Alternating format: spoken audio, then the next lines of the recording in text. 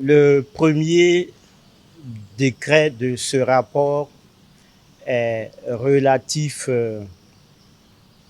à la définition de la liste des organes, des tissus, des cellules humains qui feront désormais l'objet de dons, de prélèvements, de transplantation et de greffe au Burkina Faso. Et au terme de ce décret, nous notons par exemple que le rein, le cœur, la cornée pourront faire l'objet désormais de dons, de greffes, de transplantation dans notre pays.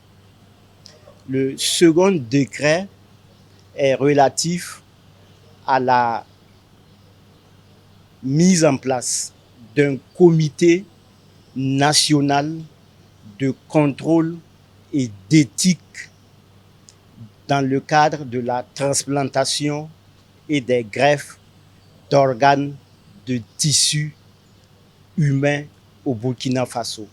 Donc c'est extrêmement important ce rapport qui a été adopté par le Conseil et qui ouvre la voie à la transplantation d'organes, aux greffes de tissus et de cellules humains dans notre pays. Le Conseil a aussi adopté la feuille de route qui va nous permettre d'opérationnaliser ces deux décrets.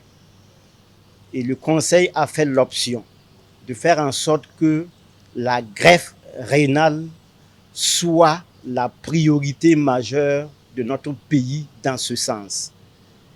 Et la feuille de route nous permettra de faire en sorte que d'ici le premier trimestre de l'année 2024 au plus tard, la première greffe rénale soit une réalité au Burkina Faso.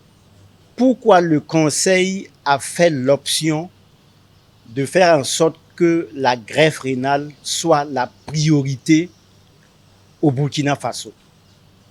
C'est parce que nous assistons à une montée en puissance de l'insuffisance rénale chronique dans notre pays.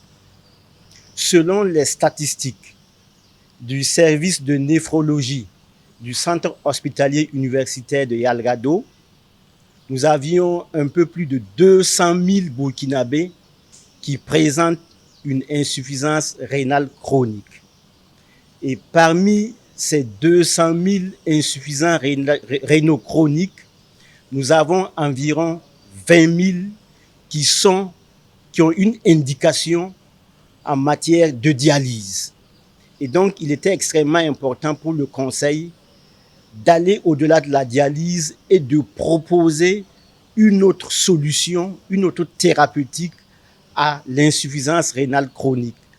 D'où la raison de faire en sorte que la greffe rénale soit une priorité et de faire en sorte donc que toutes les équipes multidisciplinaires, d'urologues, de néphrologues, de chirurgiens, d'immunologistes, donc que toutes ces équipes pluridisciplinaires puissent travailler d'arrache-pied pour que d'ici la fin du premier trimestre de l'année 2024, au plus tard, la greffe rénale soit une réalité dans notre pays.